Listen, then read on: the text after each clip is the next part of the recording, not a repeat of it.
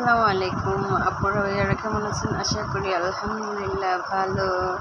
তো আজকে দুপুরে রান্না করার জন্য কি কি নিয়েছি দেখেন।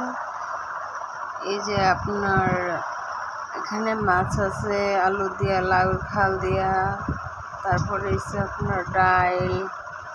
তো ডালটা বসাইতেছি রুমের মধ্যে, কারণ মাঠটা চুলায় ফাঁক করতে হইব, তার জন্য আপনাদের এইগুলো দেখাইতে আসি।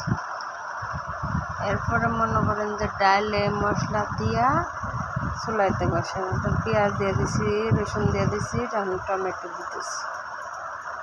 তারপরে দেখেন লাউয়ের হাল অনেকেই ফেলায় দেয়, কিন্তু আমি আজকে ফেলায় নাই, আলু দিয়া কয়লা নিছি, ভাজি করবো, কিন্তু বাচ্চারা এগুলো অনেক পছন্দ করে। তো মাছটার মধ্যে এখন লবণ দিতেছি, লবণ দিয়া হলুদ দিয়া মাইখা রাখবো, কারণ এটা বাজার সময় দিলে এতটা ফুটে না। আগে দিয়ে মাইখা রাখলে এতটা ফুটে না। ভালো করে পানিটা সেখা রেখে তারপরে আপনার মাছটা হলুদ দিয়ে লবণ দিয়ে মাইখা রাখলে মাছটার বাজার মধ্যে এত ফুটে না। এখন আমি মাছটারে হলুদ লবণ দিয়ে মাইখা নিতেছি। এখানে কড়াইতে বসাইলাম, আগুন ধরাইলাম, ধরানোর পরে কড়াইতে মাছ দিলাম, আর সাথে তো ডাল বসাইলাম। এই যে দেখেন ডাল বলক কখনো ওঠে নাই, দেখেন আমি মাছ ভাজতে বলক উঠে যাব, যার কারণে আমি জাল করতেছি। জালটা ধরছে না ভালো করে। এই যে দেখেন আমি বাহিরে রান্না বসাইছি, বাহিরে কত সুন্দর। এখন আপনার রান্না শেষ আমার। তো আজকে উনি বলছিল হিদুল দিয়ে শুটকি ভাজি করার জন্য। তো এই যে দেখেন আমি লেবু পাতা দিয়া মাছ দিয়া শুটকি ভাজি করে দিছি। এটা অপশনাল ছিল, উনি বলছিল ভাজি করার জন্য, তো দেখাইতে পারি নাই, আপনারা মনে কষ্ট নেন না। তারপরে এই যে দেখেন আলু দিয়া লাউর খাল দিয়া ভাজি করছি মশমশা করে। এগুলো গরম ভাত দিয়ে খাইতে অনেক টেস্ট।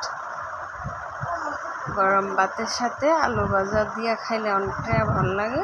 আপনারা চাইলে বাসায় লাউ নিলে এইভাবে শুকলা দিয়ে ভাজি করতে পারেন। তারপরে মাছটারে আপনার ডুবা তেলে দিয়ে মশমশা করে ভাজা মশলা দিয়ে, হালকা মশলা দিয়ে ভাজি করে নিছি, কারণ বেশি মশলা দিলে বাচ্চারা খাইতে পারে না, তাই হালকা মশলা দিয়ে নিছি।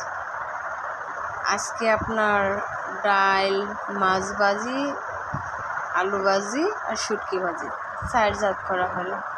ডালটা দেখেন তলে বসে রয়েছে, আমি নাড়া দিতেছি। ডালটা আজকে খুব সুন্দর হয়েছে, কিন্তু মোবাইলে ভালো দেখাইতেছে না।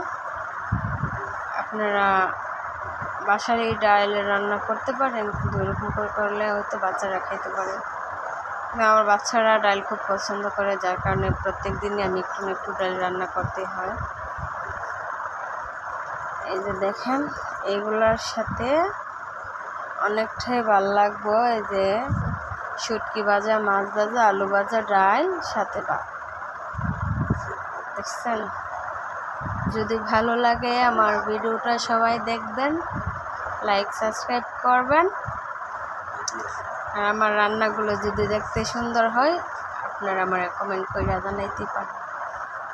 তো আপনারা সকলে ভালো থাকবেন, আপনারা বাসায় এইভাবে রান্না করতে পারেন আর এইভাবে দেখাইতে পারেন, সবাই দেখবে।